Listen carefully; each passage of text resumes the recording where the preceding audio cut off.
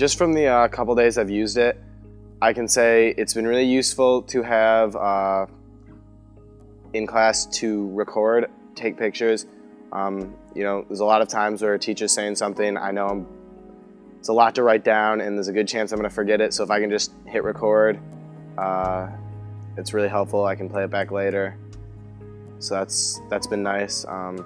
Another thing, you know, sometimes you're working on a worksheet and there's something you can't remember what it means, you know, history class, maybe an event you don't remember or a date you don't recall. You can just real quick Google it and it'll pop up right in front of you in just seconds, so that's kind of nice. It just, you know, moves things along faster rather than having to open a textbook and find something out. You can get stuff done faster, so that's nice.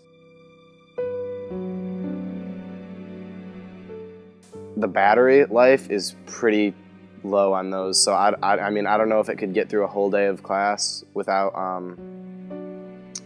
dying or needing to charge. So it's kind of frustrating. But other than that, you know, I think they work the way they're intended to. It's kind of a process of learning how to use them. You're gonna get from it what you put in. If you try to make it a distraction, it probably will be, but that's applicable to a lot of things in a high school classroom. You know, high schoolers can make anything a distraction, so if you're, you know, responsible with it, if you're respectful of others, I really don't think it would be. I think it's gonna have more benefits than it will downfalls.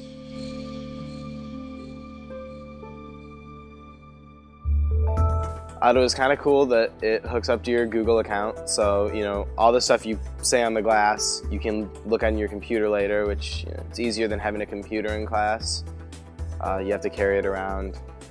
It's something that can go right on your head, small, mobile, so it's pretty cool piece of technology.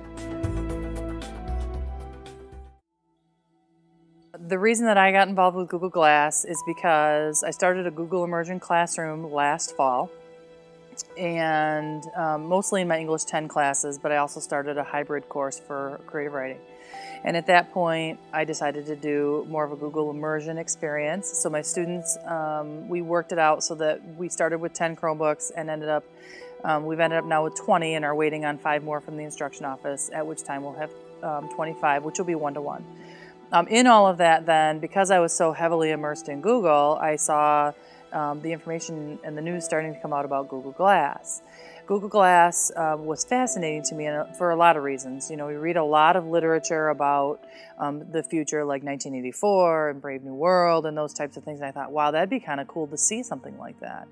In the process of actually looking at Glass and what it could actually do, Mrs. Barnes, who was one of our technology people, came to me and said, hey, Andrew Vanden Heuvel wanted to know if there's anyone in Forest Hills who would like to use Glass. And that's really how I got connected with Google Glass. And so that was very exciting to have the opportunity. I knew him, I knew that he would trust me, and to give it to students, to see what it would be about, to see if it would be something that would be useful in an educational setting.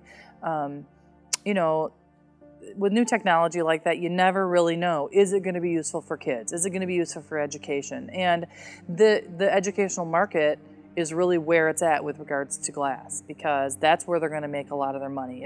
If schools start to purchase class sets or even sets of 10 or whatever of these, and they can truly be useful for education, then it'll be exciting. However, it has a lot of problems. It has a lot of glitches. The battery life is low. It can go low, and it goes low very quickly. The more video you do, and the more pictures you take, the bigger the struggle to keep the battery going. So you have to have a battery pack right now with it. You know, sometimes it can become cumbersome. Other times, you know, what teacher wants a kid to be speaking out loud and saying, okay, Glass, look up, blah, blah, blah, right? On the flip side of that, a lot of teachers don't like phones in their classrooms. But yet students like to record what their teachers are saying in the class, or they like to take video of a lesson. And what better way to do that than on your face? And so instead of getting out their phone and holding up their phone, you know, doing this, they are actually just watching the watching the lesson and then recording it, and it goes right into Google Plus, and then they can watch it whenever they want. When they're reviewing, if they're sick, they can have a friend take the video.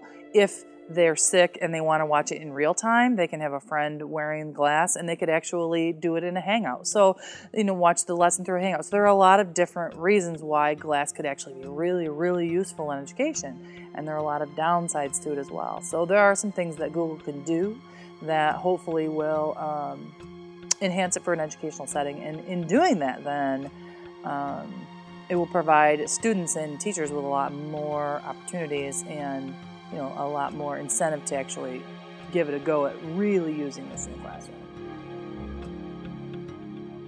If you ask people 10, 15 years ago, what is the cell phone or what is the tablet going to do for classroom learning, or why would you put a computer on teachers' desks, or why would you have computer labs? Maybe 20 years ago people were saying that, but now could you think of a teacher not having a laptop to show their slideshows or to help with delivering lessons, quality lessons? Could you imagine somebody not being able to pull out their iPhone or any number of cell phone devices in order to look something up? I have students all the time, if they have a question, I say, hey, listen, how about you inquire about it and find something? So, this tool might, 10 years from now, might be that thing where we can't imagine life before.